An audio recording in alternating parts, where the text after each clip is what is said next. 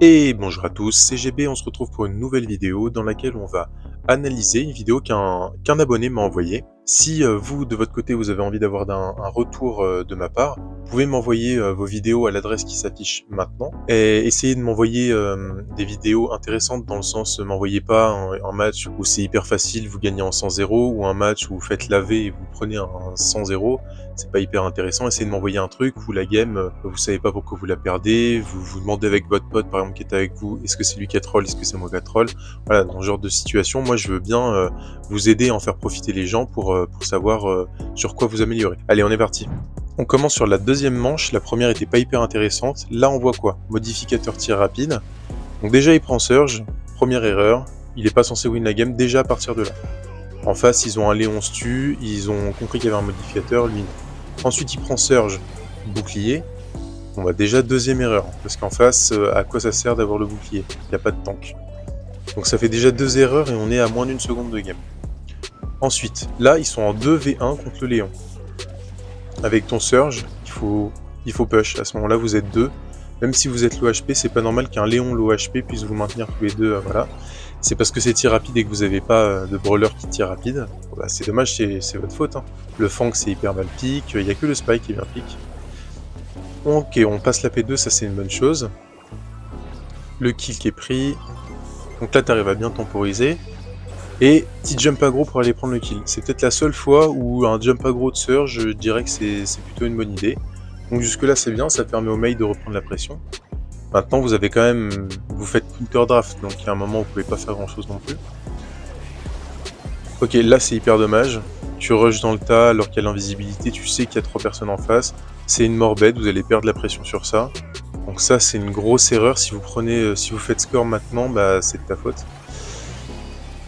Ok. Le kill qui est pris, ça c'est bien. Tu rates 2 tirs en auto-shoot, ça c'est quand même dommage. Mais bon, jusque là, on va dire que c'est pas trop grave. P4, donc là il faut survivre. Bon, alors c'est vraiment dommage d'être un Surge P4 et d'aller au corps à corps pour volontairement en finir quoi. Donc ça c'est énorme erreur quand vous avez un Surge P4 ou P3, essayez de survivre, de pas être agressif. Un Surge qui joue passif avec une P3 c'est insupportable. Un Surge qui se donne, ça fait toujours plaisir. Là vous avez la pression, ce qu'il faut en Brawl Ball quand vous avez la pression, c'est rester en vie pour score. Donc là, je sais pas pourquoi tu sautes en avant, ça sert à rien. Bon, vous marquez quand même, mais le jump est complètement inutile. C'est une erreur, vous arrivez à concrétiser, ça c'est tant mieux. Sur la deuxième manche, bon, ce serait bien de charger la P3 et la P4, ensuite d'activer l'hypercharge, ça pourrait bien carry la game. C'est pas mal, vous êtes en 2v3, t'essayes de temporiser, donc jusque là ça me va. Vous gagnez, vous avez plus que 15 secondes à tenir, donc là faut corner la balle, ce que fait très bien le Fang. Très bien, ça triple kill normalement. Ok. Bon, alors toi, je sens déjà que t'as envie avec ton Surge de faire des jumps agressifs. Donc je sais que déjà dans les prochaines games, tu vas me refaire des trucs, des jumps comme ça aggro avec ton Surge. C'est pas ce qu'il faut faire. Hein. Si vous faites ça avec Surge, arrêtez tout de suite. Parce que à moins que vous soyez P1 et que vous jouiez super aggro parce que vous n'avez pas le choix, il n'y a aucun intérêt avec Surge de claquer ses ults comme ça vers l'avant, sauf s'il y a un tank et que vous devez repousser parce qu'avec vous, vous devez protéger quelqu'un. Déjà un coup qui est pris. Bon, ça va qu'en face, il te donne vachement rapidement la P2. Parce que ça, avec des bons joueurs, ça n'arriverait pas. Là, on sent que t'as envie de sauter. Je sais pas comment dire, mais on sent que t'as envie de sauter en avant. C'est nul. Faut pas mal le prendre, hein, je dis ça, voilà, mais ça se voit en fait que tu vas sauter. C'est hyper prévisible. Moi, je suis le mec en face, je me dis, bon, bah, le gars va sauter. Et surtout, ça sert à rien. C'est-à-dire que, au pire, il y a un kill qui se fait trade, oui, et alors? C'est à leur avantage. Hein. Vous avez la presse. Donc, eux de trade, c'est mieux pour eux de trade que pour toi. Parce que tu vas juste perdre la presse et ça leur donne une occasion de reprendre la pression. Donc là, voilà, c'est ce qui s'est passé. Vous avez perdu la pression parce que tu as fait un jump agressif. Là, ça se voit que tu as encore envie de sauter. Voilà, ça sert à rien. Et ça se voit à 10 000 km en plus. Et vous perdez la pression sur ça. Tu serais resté dans le bac et t'aurais gardé ton jump, ça aurait pu le faire. Je sais pas comment vous faites pas score. Ça va vraiment que en face ils sont vraiment pas bons. Parce que vous faites pas tant punir que ça pour selon qu'il y a énormément d'erreurs à la seconde. Donc là, on repart sur des bonnes bases. T'as ton Surge P2. Faut partir du principe que le Fang va servir à rien, mais que le Spike joue pas si mal. T'as encore 2 boucliers qui vont te servir à rien, c'est du tir rapide. Donc ça justifie encore moins l'utilisation de ce truc. Là, ok, le jump en avant, peut-être il vaut le coup parce que t'étais sûr de le mettre et ça te permet de prendre le kill. Donc ici c'est bien. Bientôt la P3, et quand tu auras la P3, vu que tu galères déjà à charger une P2 et une P3, va surtout pas falloir mourir. Là c'est dommage, le jump il est gâché, tu aurais pu le garder pour peut-être défendre le goal là maintenant, bon, même si c'est trop tard, ou alors pour la manche d'après pour avoir au moins un ulti en stock. Heureusement il y a l'hypercharge donc ça va carry. Les adversaires en fait ils ont pas compris qu'il t'es pas fini d'un surge bouclier. Étonnamment tu te charges assez facilement, et c'est pas hyper normal. Ça débloque le surge hypercharge, donc ça c'est bien, ça va pouvoir faire un peu le taf. Vous allez reprendre la presse, le Fang c'est hyper dommage qu'il meure à ce moment-là. Et normalement là ça devrait faire but. Voilà, nickel. Donc on va pouvoir passer à la game suivante, on est parti. On se retrouve pour la deuxième game. Encore du tir rapide, décidément t'aimes bien ce mode. C'est un peu plus dur à analyser, enfin c'est peut-être moins efficace parce que de toute manière il n'y a plus les modificateurs. Donc tir rapide, ce qu'on veut c'est des brawlers qui ont plusieurs projectiles, du genre Jhin, Léon, Stu pourquoi pas, Lola hyper fort, Colt ça peut aussi le faire. Faut viser ce genre de brawler, Gaël, Griff, c'est tout ce genre de brawler, même ici il faut les prendre. Un Gaël sur étoile filante avec le modificateur, c'est très fort. Les ban in Piper, pourquoi? De toute manière c'est nul. Le pré-shot Gaël, très très bien. Donc déjà le random il a l'air un peu connecté à tous les étages. Donc toi tu vas avoir le deuxième pick. Faut voir ce qu'ils vont prendre eux, s'ils font l'erreur de ne pas prendre un brawler avec plusieurs projectiles. Byron, super mauvais choix. Là, il y a tellement de counters possibles. Faut Gaël, faut Lola, faut Max, pourquoi pas. Le Léon Eban, c'est dommage, vous auriez pu prendre ça. Donc, je suis assez curieux de savoir ce que tu vas pick. Ok, Grom, bah c'est super mauvais. Tu first pick un lanceur. Et en plus, qui profite pas du tir rapide. Donc voilà. Avec toi, il y a le Brock. Le Brock qui inspire pas confiance parce qu'encore une fois, il profite pas du tir rapide. En face, si ça prend un Max, ou une Lola, ou les deux, ou une Meg, vous avez perdu et vous pourrez rien faire. Ça dépendra pas de votre skill, ça dépendra de la draft parce que vous avez fait n'importe quoi. C'est quand même étonnant de pas profiter des modificateurs. Parce que là, vos deux picks, ils sont nuls. Heureusement pour vous, ça dodge, hein, parce que sinon, là, je peux vous assurer que la game a été loose. Là, on part sur champ sur noix. Modificateur, vous pouvez pas être stun. Donc ça, c'est vraiment à prendre en compte. Donc il y a plus de chances qu'en face, ça joue des assassins. Ça sert à rien de jouer des brawlers à stun du genre Dina, Sandy. Enfin, c'est vraiment bête. Ou alors les Ems, tout ce qui repousse, faut oublier. Le ban Kenji, il est très très bien. Parce que dans tous les cas, si t'as pas envie de jouer avec ou de jouer contre, c'est un ban safe. Et en plus, il va vraiment profiter du modificateur. Donc le ban, il est ok. C'est toi qui as le premier pick. Là, faut prendre un Rico. Sans hésiter, c'est le meilleur brawler de la map, et en plus il profite un peu du modificateur dans le sens où il stun pas, il va faire des gros DPS. Ok, le Stu et la Mélodie en face, plutôt bon pick. Le Stu qui va pouvoir casser, c'est de counter le Rico. En face, ça a pas l'air de trop mal jouer. La Shelly, bon, pourquoi pas, maintenant, c'est peut-être pas le meilleur pick contre un Stu et une Mélodie. Mais dans tous les cas, vous avez le pick Rico, donc ça va carry. C'est bien, là tu proposes des trucs à ton mate, je sais pas ce que tu vas lui proposer. Non, tu veux lui proposer une Bibi, non. Parce qu'en face ils ont un last pick. C'est oui, essayez de pas proposer des trucs quand vous n'êtes pas sûr. Le pick Bibi, il est pas forcément... il aurait pu marcher, mais quoique le pick Nita est meilleur, je trouve. Parce qu'il vient prévoir un pick tank qui pourrait counter un petit peu votre H, qui pourrait être un peu embêtant sur le Rico.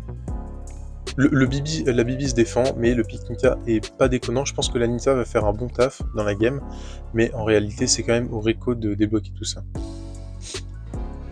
Là ce qu'il faudrait, c'est partir sur les Edgar avec ta Nita. Une Mélodie ça pourrait le faire aussi.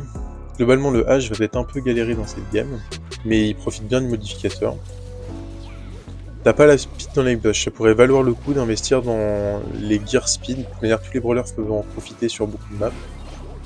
Le Edgar, c'est vraiment un troll pick, parce qu'il a globalement pas trop les match-up. C'est bien. Là, ce qu'il faut, c'est maintenir la pression, ne pas se donner, ne pas trop les feed en face. Tu feras pas la différence, donc temporiser le mid en gardant les bush, et puis on attend que les mates reviennent. Une fois que t'as l'ours, c'est plutôt bien, ça va venir tanker sur la mélodie qui peut pas faire grand chose. Le Edgar, ok. Alors juste par contre, c'est un truc que je viens de tilter maintenant, c'est que tu vois que le modificateur, c'est que tu peux pas stun les gens. Et tu prends le stun sur l'ours. C'est bête. Autant prendre le bouclier, ton ours il aurait été encore plus embêtant. Globalement vous avez des match-ups donc je pense pas que ça va poser trop de problèmes. Mais le stun, bah... Et en plus, je pense que t'as pas remarqué que vous étiez dans ce modificateur. Ou alors, sinon je comprends pas. Parce que tu continues de spam tes gadgets, ça ne sert à rien, tu peux pas stun dans le mode non... Enfin avec ce modificateur là. Donc encore une fois, ça témoigne de quoi? Ça témoigne que t'es pas attentif en draft. Parce que c'est vraiment un truc, y a pas besoin d'être un pro en draft pour se dire que je vais pas prendre le gadget stun dans un mode où je peux pas stun. Et en fait, en soi, c'est pas grave, parce que la game va pas jouer sur ça. Mais ce que je veux dire, c'est que ça témoigne que t'es pas attentif et que ta draft, tu la gères mal. Parce qu'il y a plein de petits détails comme ça dans tes drafts, comme la session de tir rapide, où tu comprends pas pourquoi tu piques un brawler. Tu prends pas toute la situation en compte. Là, normalement, ça devrait faire but. Vraiment, vous avez les match-up, hein, donc c'est pour ça que ça passe bien.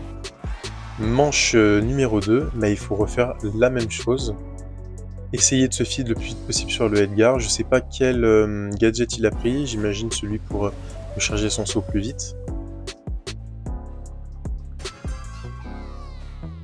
Donc tu repars à gauche, c'est bien, il y a la mélodie en face. Ils sont un peu bêtes, hein, ils feed bien l'ours. Après, tu vois, t'aurais la speed dans les bush. Ce serait encore plus facile de win, parce que tu aurais les match-up sur absolument tout le monde. Là, j'avoue que le fait de pas avoir la speed, ils peuvent quand même te maintenir à distance s'ils jouent bien. Puis dès que t'as foutu l'ours, ils peuvent plus rien faire. Peut-être que là t'as compris que le stun servait à rien, c'est pour ça que t'arrêtes de l'activer. La game est pas hyper intéressante à analyser, parce que dans tous les cas, là c'est du 100-0 quoi. Je veux dire, vous pouvez mal jouer, en fait ils ont tellement pas les match-up, il y a un Edgar qui troll, qui file les ultoricos, bon bah voilà, j'ai pas grand chose à dire, j'ai pas d'analyse vraiment à faire, il y a pas tellement de strat dans votre game, c'est juste vous avancez tout droit comme des bourrins au milieu, et puis c'est à celui qui fera l'équipe qui fera le moins d'erreurs possible. C'est même pas à celui qui jouera le mieux, c'est à celui qui fera le moins d'erreurs. Là le Edgar qui triple kill, on sait pas trop comment, c'est pas censé être possible. Donc ok, ça score, peut-être qu'ils peuvent revenir, c'est intéressant. Donc voilà, si vous à l'avenir vous m'envoyez vos vidéos, essayez de pas m'envoyer une partie comme ça où il n'y a rien à analyser. Puis je crois qu'il n'y a plus les modificateurs là dans la saison actuelle, mais m'envoyez pas une game avec modificateurs, c'est un peu dommage. Oui, bon. Voilà, ça score, c'est la fin de la game. Cette partie était moins intéressante à jouer, juste ça témoigne qu'en draft, tu gères mal ton truc.